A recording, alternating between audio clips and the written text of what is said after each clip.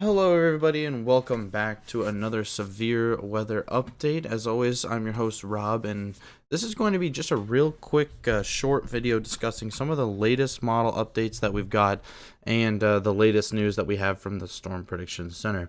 So, here is today's outlook. This includes Dallas, Waco, Austin, Houston, really a rather large area of enhanced risk, which includes a 10% hatched risk for strong, potentially long track, violent tornadoes here in the Texas area. Now, there is a pretty good chance that some actual supercellular storms will fire all the way from Waco down through Austin, based on some of the current models, which would increase our chances of seeing some violent tornadoes here from this point on. But very large hail seems to be, well, definitely on the docket as well. You can see we have a large hatched risk. More areas will be affected by the large hail than they will by the tornado risk. Let's go ahead and move on to the day 2 outlook. So this is definitely more of the concern for me, and it's that this moderate risk right here centered over southwest Mississippi, including a little bit of Louisiana as well. And we can see that's a 15% sort of bullseye hatched risk for strong, potentially violent tornadoes down here. Pretty much a majority of southwest Mississippi. This also does include Jackson. This is definitely more of the concern for me, as this setup looks like if our line of storms moves out of Texas and doesn't make it here in time, then there will be supercells that fire in the open warm sector here, and those supercells will pretty much be able to produce tornadoes almost immediately and sustain long track violent tornadoes for a very long time, given what we're seeing with kinematics and both thermodynamics on the models. So let's go ahead and look at the models. This is our HRRR model. We already know the setup. You know, we have a trough that is moving through with a closed low. That's going to bring a lower level jet that's going to pull moisture out of the Gulf of Mexico. And then you're going to have winds that are moving due south at the surface, and then winds that are moving west-southwest in the mid to upper levels, which creates natural turning in the atmosphere. So we can see these sort of convective plumes coming out of the Gulf of Mexico. And at first today, it's going to be kind of just some messy thunderstorm development. You might have a chance of some hail and possibly tornado producers up here near the surface low. But as we move on into the afternoon and a little bit later towards the evening time, this is where I was talking about where those supercells develop near San Antonio and Waco. These storms will have the potential to produce tornadoes, and if not, a couple of them may be strong tornadoes here. So obviously this is not 100% what we're going to see. This is just one model solution, but I definitely think this is a possibility. This model paints supercells all the way down, and that means the Houston area will be considered in this.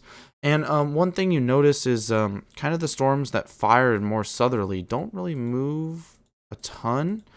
And quickly, as we get into the overnight hours, this becomes a massive line of storms. So initially, these storms will be supercellular and they'll move off northeast, and the storms that then fire south of these supercellular storms will start to form that line, and this thing will be lined out by the time we get into the evening hours. And this line will still likely be producing, winds that are, could be tornadic level winds, and you could also have embedded tornadoes along this line.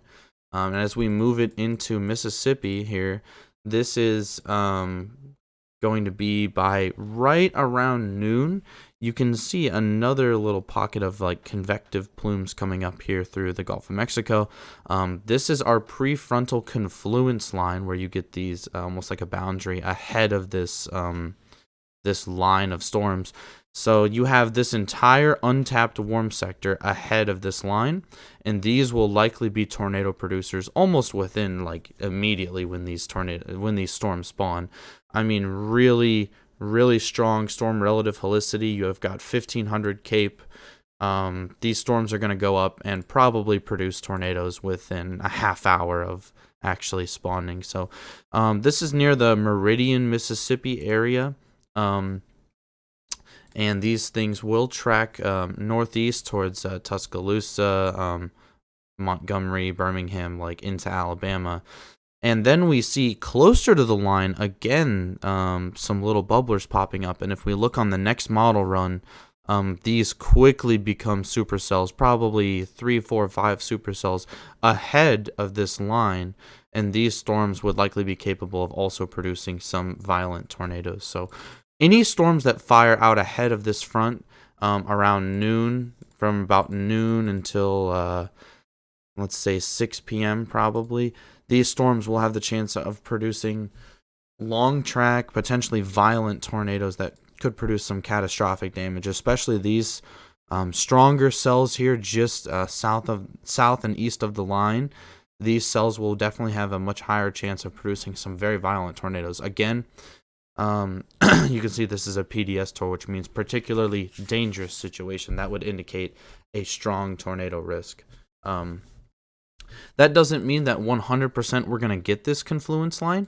There's a very good chance this line of storms could be a little bit faster with timing and be in Mississippi a little bit earlier, which would hamper our tornado chances, as we would not have these supercells growing out ahead of the line. But I do think that the HRRR has a little bit better idea of what's going to be going on here, that we're going to have a chance for some real long track violent tornadoes. So there could be 3 rounds. You could have this first prefrontal round going through Meridian, Mississippi and places south.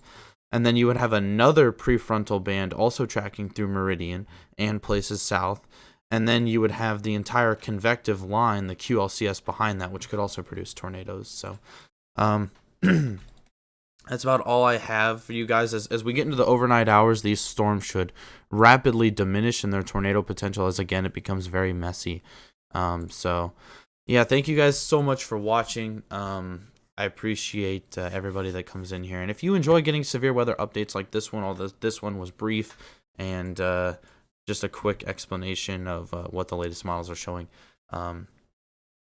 If you enjoy getting updates like this one, then please feel free to subscribe to the channel. I try to provide my honest opinion on setups, on the threat levels. So, yeah, thank you so much. Please, everybody, stay safe and peace out.